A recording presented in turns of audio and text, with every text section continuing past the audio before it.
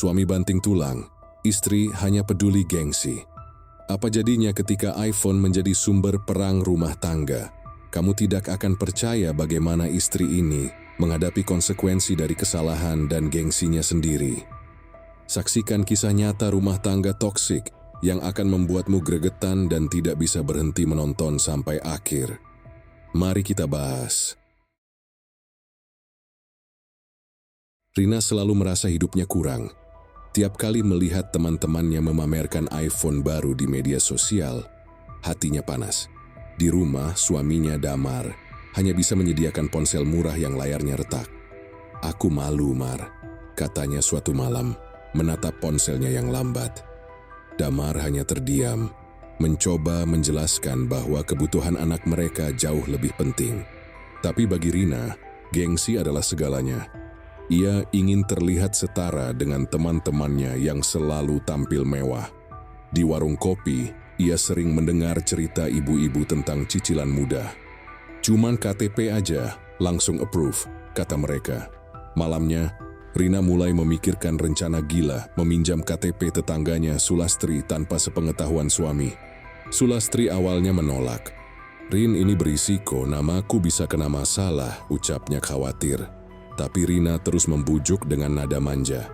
"Aku cuma mau sekali ini, Las. Nanti aku yang bayar kok." Setelah berulang kali dipaksa, Sulastri akhirnya luluh.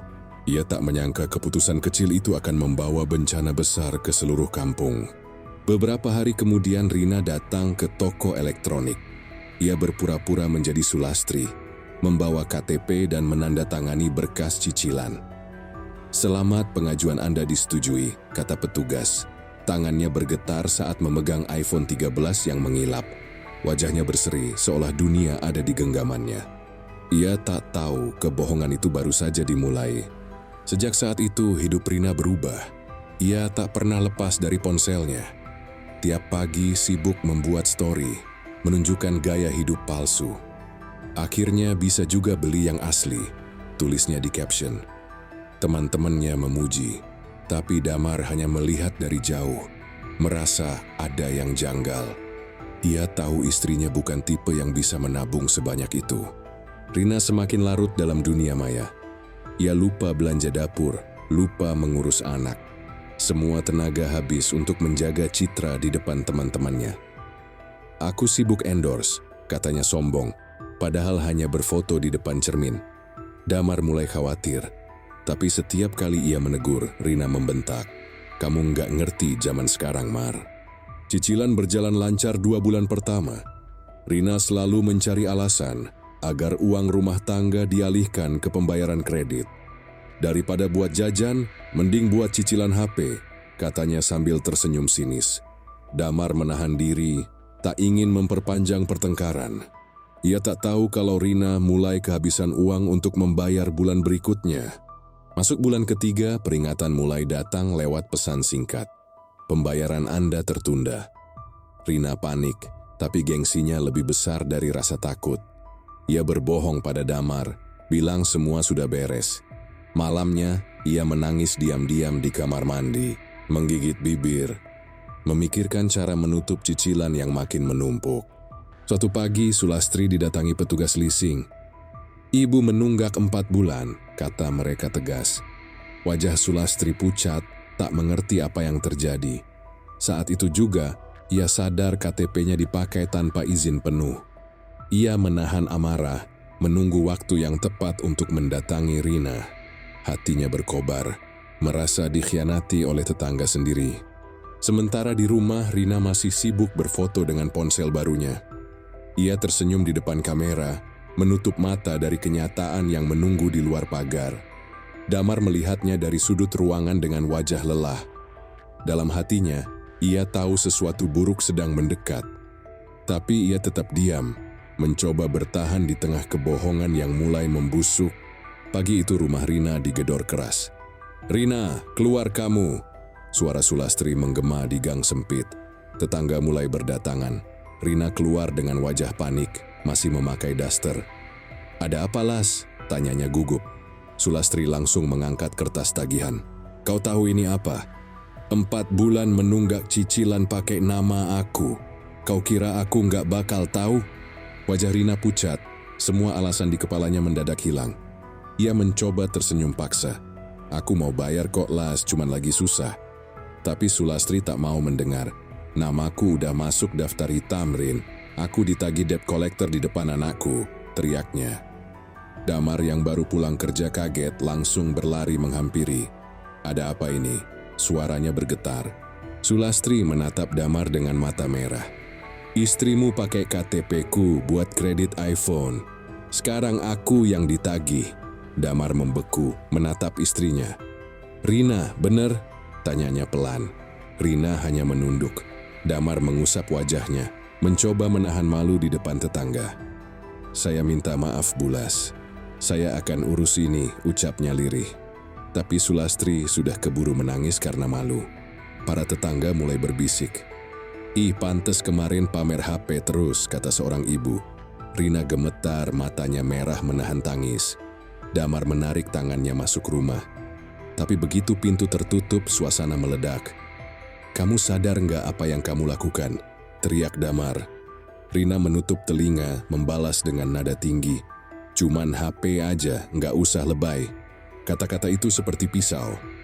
Damar terpaku, tak percaya istrinya berkata seenteng itu. Kamu bikin nama orang lain rusak, Rina. Itu bukan cuma HP. Tapi Rina terus defensif. Kamu aja pelit. Aku cuma pengen punya yang bagus kayak orang lain. Ia membanting ponsel ke sofa, lalu menangis keras. Bagi Damar, itu bukan tangisan penyesalan, tapi kemarahan karena ketahuan. Siang itu Damar datang ke rumah Sulastri membawa amplop kecil berisi uang seadanya. Baru segini, Bu. Saya janji lunasin pelan-pelan, katanya. Sulastri mengangguk tapi wajahnya tetap tegang. Aku nggak marah sama kamu, Mar. Tapi tolong kendalikan istrimu. Aku udah nggak tahan dipermalukan, jawabnya pelan. Damar menunduk, merasa tak berguna sebagai kepala keluarga. Ketika Damar pulang, Rina duduk di ruang tamu sambil menatap kosong. Kamu udah puas nyebarin malu aku, katanya dingin. Damar menatap istrinya lelah. Aku cuma mau beresin masalahmu. Rina mendengus. Masalah aku? Ini semua gara-gara kamu. Kalau kamu bisa kasih yang aku mau, aku nggak perlu ngelakuin ini. Nada suaranya tajam, menusuk harga diri Damar. Malamnya, rumah sepi tapi tegang. Damar makan sendiri sementara Rina mengunci diri di kamar. Anak mereka, Dito, menangis pelan di pojok karena ketakutan. Televisi menyala tapi tak ada yang menonton. Di luar, suara motor lewat dan orang bergosip masih terdengar. Nama mereka sudah jadi bahan omongan satu kampung. Damar hanya menatap piring kosong, tanpa selera. Sementara itu, Sulastri mencoba menenangkan diri.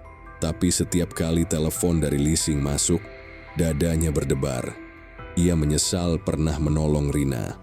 Manusia kok tega banget, gumamnya. Ia akhirnya menulis laporan ke RT agar ada bukti resmi. Baginya, ini sudah keterlaluan. Kalau bukan karena anakku takut sekolah diejek, mungkin aku masih bisa sabar, katanya sambil menitikkan air mata. Damar tahu badai belum selesai. Ia duduk di depan rumah, menatap gelap malam, mendengar istri di dalam masih menangis. Tapi bukan tangis penyesalan, lebih seperti tangis marah karena semua topengnya jatuh. Di tangannya surat tagihan dari leasing masih terlipat rapi. Ia tahu, besok pagi pasti ada tamu lain yang datang mengetuk pintu. Malam itu, udara rumah terasa berat. Damar duduk di ruang tamu menatap lantai tanpa kata. Rina keluar dari kamar dengan wajah masam. Kamu seneng kan? Semua orang tahu aku tukang ngutang, katanya tajam. Damar menghela napas panjang. Aku cuma ingin semuanya selesai, Rin. Tapi Rina malah tertawa sinis. Selesai? Kamu pikir bisa nutupin aib kayak gini semudah itu? Televisi masih menyala menampilkan berita iklan kredit ponsel baru. Ironis, Rina melirik ke layar lalu mendesis. Lihat tuh. Orang lain bisa punya tanpa masalah. Aku cuma salah sedikit, langsung dihujat. Damar menatapnya lelah. Salahmu bukan karena beli HP, tapi karena bohong dan bawa nama orang lain. Rina menjawab ketus, Kalau kamu punya uang, aku nggak perlu bohong. Damar bangkit berdiri. Kamu pikir aku nggak capek kerja siang malam? Suaranya meninggi. Aku banting tulang biar rumah ini tetap jalan, bukan buat gaya-gayaan. Rina memutar bola mata. Capek ngomel terus, Mar. Hidupmu cuma kerja, kerja, kerja. Tapi hasilnya segini-gini aja, katanya dengan nada meremehkan. Damar menunduk, rahangnya menegang menahan emosi. Tiba-tiba Rina menendang kursi hingga terjatuh. Aku bosan miskin, teriaknya. Anak mereka Dito keluar dari kamar menangis ketakutan. Damar mendekat mencoba menenangkan. Jangan di depan anak Rin. Tapi Rina justru menunjuk wajah suaminya. Kamu tuh nggak becus jadi bapak, cuma bisa minta maaf terus. Kata-kata itu memukul Damar lebih keras dari tamparan. Malam itu Damar tidur di ruang tamu. Ia menatap atap yang bocor di sudut, merasa gagal sebagai suami. Dari kamar terdengar suara isak tangis Rina bercampur suara notifikasi ponselnya. Ironi, pikirnya. HP yang dibeli dengan dosa kini jadi sumber keretakan rumah tangga. Ia memejamkan mata, berharap besok pagi segalanya bisa tenang, meski tahu itu mustahil. Keesokan harinya suasana dingin. Rina menyiapkan sarapan tanpa bicara. Damar mencoba mencairkan keadaan. Aku mau ke tempat kerja dulu, katanya pelan.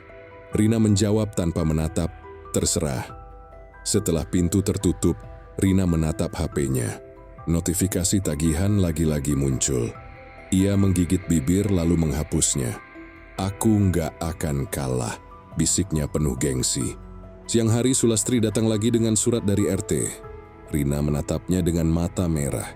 Mau apa lagi, Las? Tanyanya dingin. Aku cuma mau masalah ini diselesaikan baik-baik, jawab Sulastri.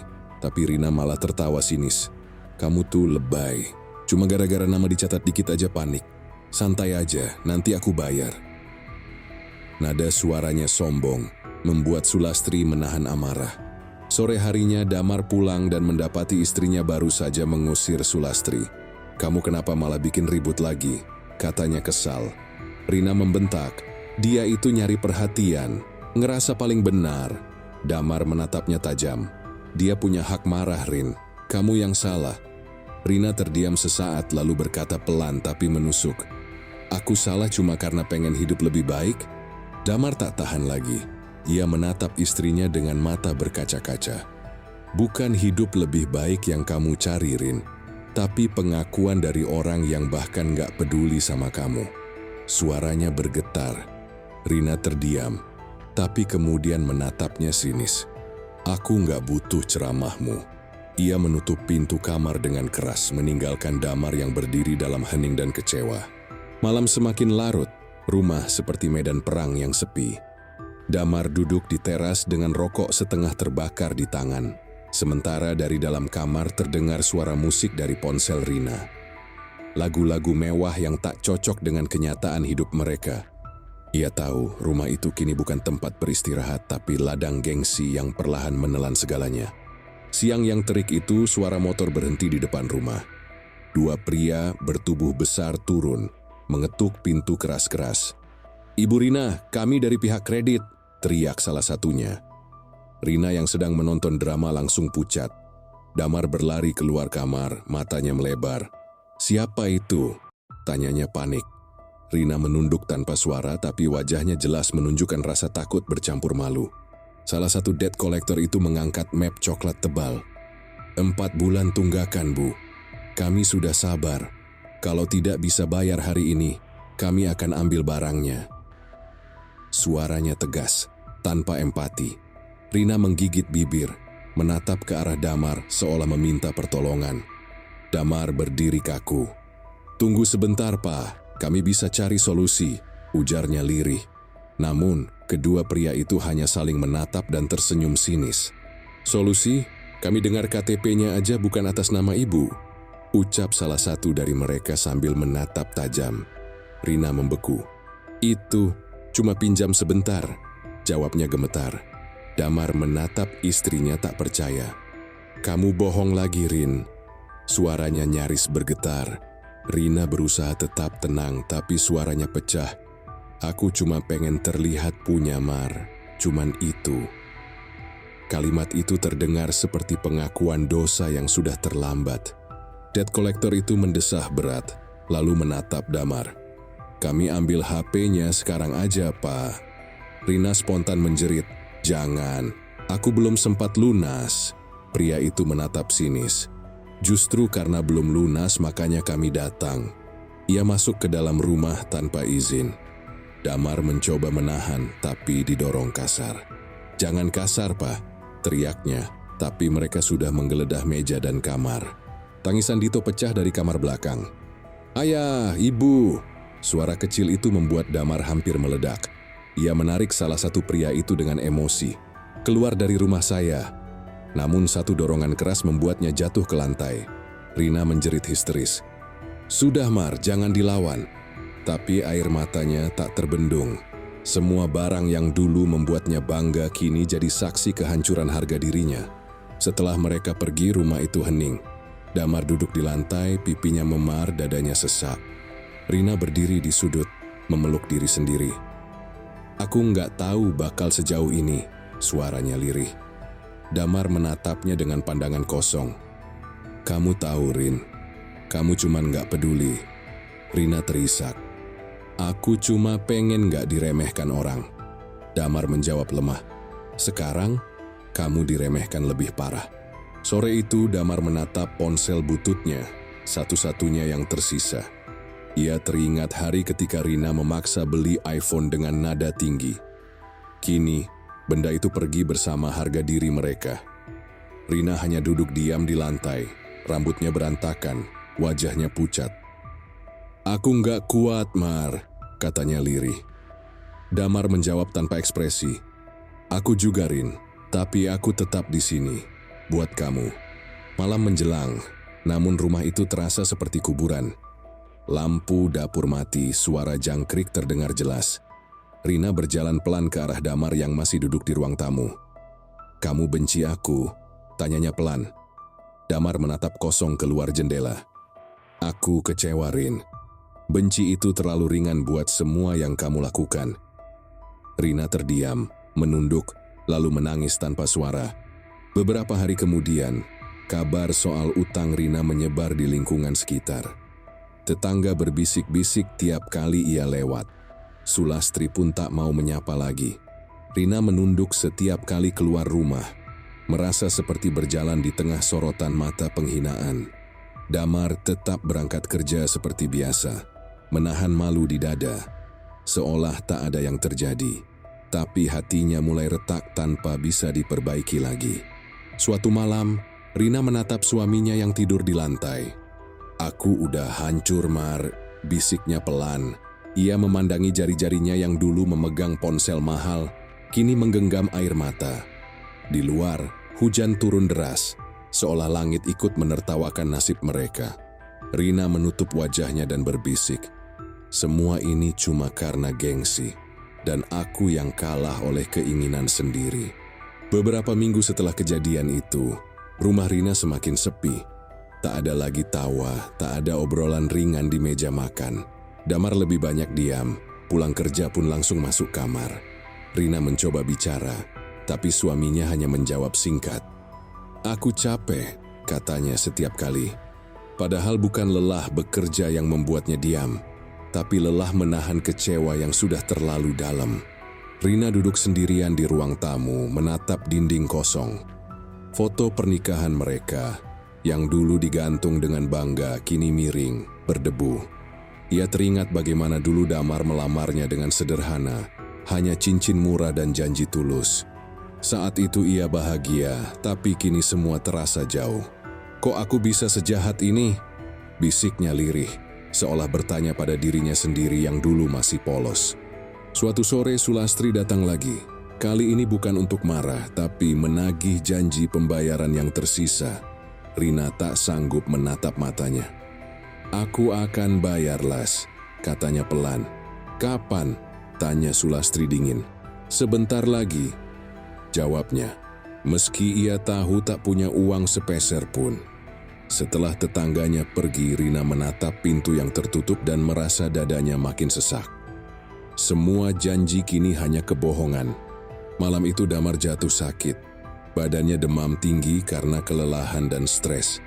Rina panik menyiapkan air hangat dan kompres seadanya. "Maaf, Mar. Aku janji bakal berubah," katanya sambil menangis di sisi kasur. Damar membuka mata perlahan, menatap istrinya lemah. "Kamu selalu janji, Rin. Tapi janji nggak berarti kalau cuma diucap." Kata-kata itu membuat Rina terdiam lama. Matanya merah menahan tangis. Hari berganti, tapi penyakit Damar tak kunjung reda. Rina mulai sadar bahwa gengsi tak bisa membeli ketenangan. Ia menjual sebagian pakaiannya, sepatu, dan tas yang dulu dibelinya dengan bangga. Hasilnya tak seberapa, tapi cukup untuk membeli obat. Saat melihat Damar tersenyum lemah, Rina menunduk, menahan tangis. "Aku dulu nggak tahu artinya kerja kerasmu, Mar," ucapnya dengan suara parau. Suatu malam, listrik rumah mati. Rina menyalakan lilin, duduk di samping suaminya yang tertidur. Dalam temaram cahaya itu, ia sadar semua yang ia kejar hanyalah semu. iPhone, status, perhatian orang lain, semuanya kini tak berguna. Ia menggenggam tangan Damar erat-erat dan berbisik, "Aku nggak mau kehilangan kamu cuma karena gengsi bodohku." Tapi Damar tak menjawab, terlalu lemah untuk bicara. Pagi berikutnya, Rina menatap matahari terbit dari jendela kecil kamar mereka. Ia memutuskan untuk pergi ke toko kredit dan meminta keringanan, meski harus menanggung malu. "Saya yang salah, Pak. Jangan libatkan orang lain," katanya dengan suara bergetar. Petugas toko menatapnya datar, tapi akhirnya memberi waktu. Untuk pertama kalinya, Rina belajar menghadapi masalah tanpa bersembunyi di balik alasan. Sepulang dari toko, Rina menemukan Damar sedang duduk di teras. Wajahnya pucat tapi tersenyum kecil. "Kamu kemana?" tanyanya lembut. "Ngurusin tanggung jawabku," jawab Rina singkat. Damar mengangguk pelan lalu berkata, "Akhirnya kamu ngerti, Rin. Bukan soal barang tapi soal hati yang harus jujur." Rina menatapnya dengan mata berkaca-kaca, lalu menangis di pelukannya. Hening, tapi hangat. Beberapa minggu kemudian, keadaan mulai membaik. Rina mulai membantu ekonomi rumah tangga dengan berjualan kecil-kecilan di depan rumah. Ia tak lagi peduli dengan pandangan orang, tak butuh pujian, tak haus gengsi. Damar perlahan sembuh, dan hubungan mereka mulai pulih. Tapi di sudut hatinya, Rina tahu luka yang ditinggalkan perbuatannya tak akan benar-benar hilang. Suatu malam, Rina menulis di buku catatan kecil, "Aku belajar gengsi itu candu." Dan penyesalan datang setelah segalanya hancur. Ia menatap Damar yang sudah tertidur, lalu mematikan lampu perlahan. Hanya suara kipas angin menemani keheningan. Ia tersenyum samar, berbisik, "Aku janji kali ini bukan cuma kata." Dan untuk pertama kalinya, kata maaf terasa benar-benar tulus dari dalam hatinya.